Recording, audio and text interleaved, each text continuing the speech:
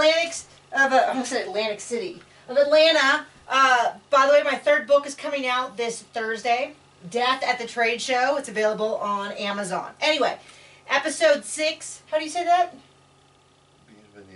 Bienvenido, Miami.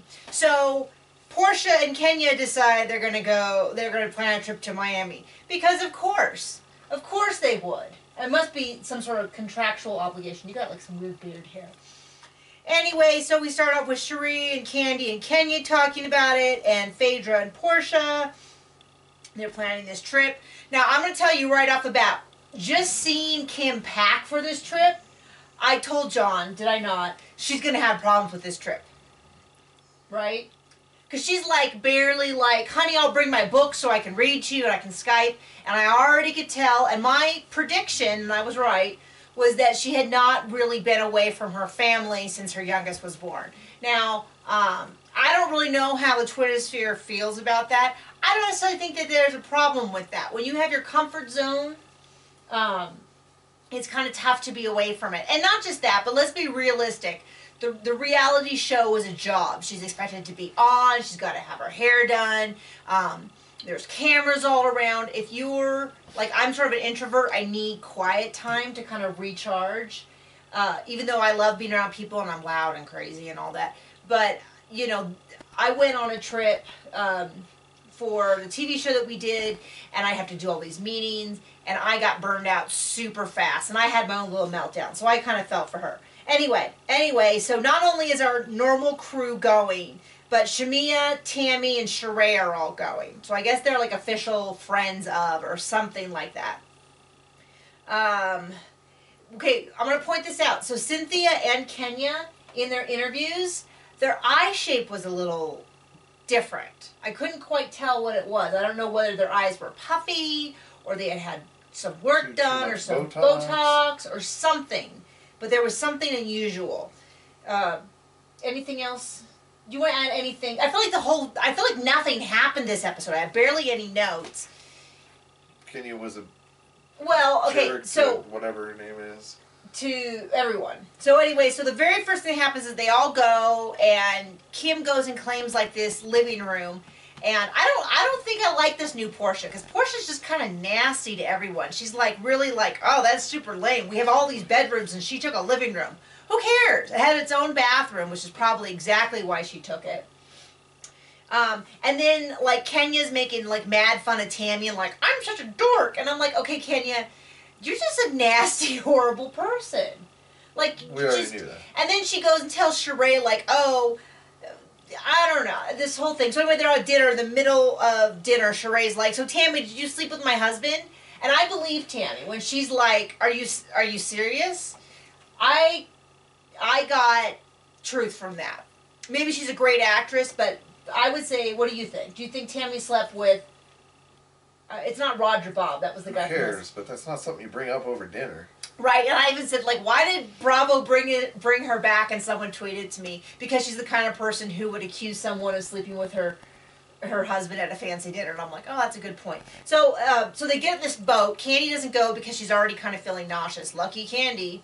So they all go, and it's like this wild, crazy kind of like party. And this is going to show exactly how often I get out, because my first thought was frat party, which is, it's not, it's like a bar party, but...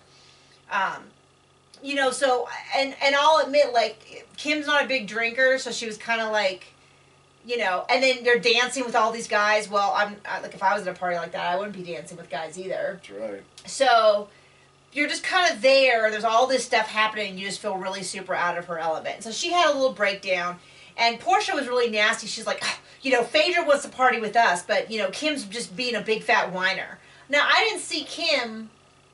Like, I don't get why that's any of Portia's business. Why does Portia care? She's, like, leaning up on every guy there, so if, you know, it'd be one thing if Kim was like, you guys can't talk to guys, we're doing our thing. Then I could see them saying, oh, Kim, you know, you can't really get in our face. But if Kim's just kind of doing her own thing and she has her own moment, you know, admittedly, she probably could have pulled herself together a tiny bit, but I also don't think that it was any of Portia's dang business what Kim was doing. Now, I have to say that the discussion between Kim and Phaedra, where Kim talks about, her frustrations and, she's trying to kind of find her own space, but she's not really looking to find her own space so she can go dance up on some guys. I felt like that was a really honest moment. I thought that she wasn't playing to the camera, she wasn't fronting, she wasn't doing any of that. And I actually think the conversation she had with Phaedra, are you even listening to me? The conversation she had with Phaedra, where Phaedra's like, I kind of wish I had a man who wanted to spend time with me. I thought that was literally the most honest moment of the episode. And it was probably one of my favorite scenes of the episode because it was actual, like, Phaedra was actually talking about what's going on with her. And she didn't, and some of her feelings about Apollo and all that. And I thought, like, that to me was gold because that was an actual, genuine conversation between two people. And it was probably the most interesting thing Phaedra's done this whole season. And I'm not like throwing shade on Phaedra for that. I just mean that I like those moments where you genuinely feel like somebody's having a real conversation and they're not keeping one eye toward the camera and they're not, you know what I mean? You thought that was interesting, right? You don't really care as much. But it was better than the rest. And then like they go inside and there's all these guys and no one has saved them a seat, so they kind of go do their own thing. The food looked good though. We were like all over. Better not snap at me. Oh, sorry, buddy. Sorry about that, Pocket. That's exactly. Anyway, at the end, and we already see kind of some premonitions of this. So, Tammy's nephew, who is in some basketball training camp, and I guess there's all these problems, but they invite these guys back to their house. Now, I don't know. I think that's kind of a little weird just because it's supposed to be a girls' trip. And this kind of is the same thing that happened with New York, which is like it's a little bit like, hey, girl, I'm not going to if you want to like hook up with all these guys, that's totally cool. Like, but it's a little weird when you bring them back to their home where all these married women are supposed to be staying. Like, it's a little bit like, I don't know. And we already saw the previews. So we already know that Kenya's going to call security again. Because she has done it every episode this whole season. She likes to get up in everybody's face. Oh, and she snapped at Kim at the dinner table, which I thought was the dinner table.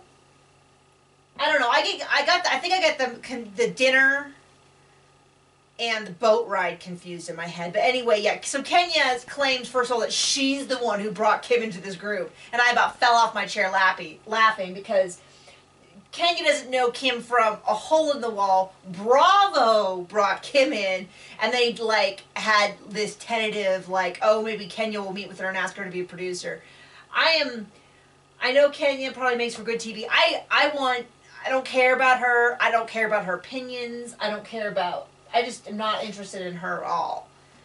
Candy and Phaedra are more interesting to me because they're actually doing things that are interesting. Candy's got they both have like jobs.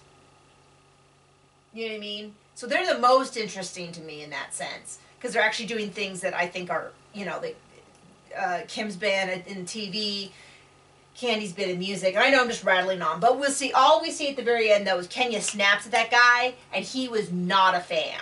And I think that's probably pretty common. I've heard a lot of people say they don't like being snapped at. They find it really dismissive and disrespectful. Same with somebody said, what was the other thing they did? Oh, whistling at him was another thing. So she's already starting off on the wrong foot with this guy. And I'm pretty sure it just goes downhill from there because she's used to kind of doing whatever she wants. What do you think? I don't know. I just got to tell you, though, Kenya's got a mouth, and she is running it this whole season, and then she's calling security every 2 seconds. I feel like you've got to kind of do one or the other. Like, either you have to run your mouth and back it up, or, or not. You know what I mean? I think it's tacky. Anyway, I know, I rambled. Sorry. Hit us up in the comments, tell us your opinion.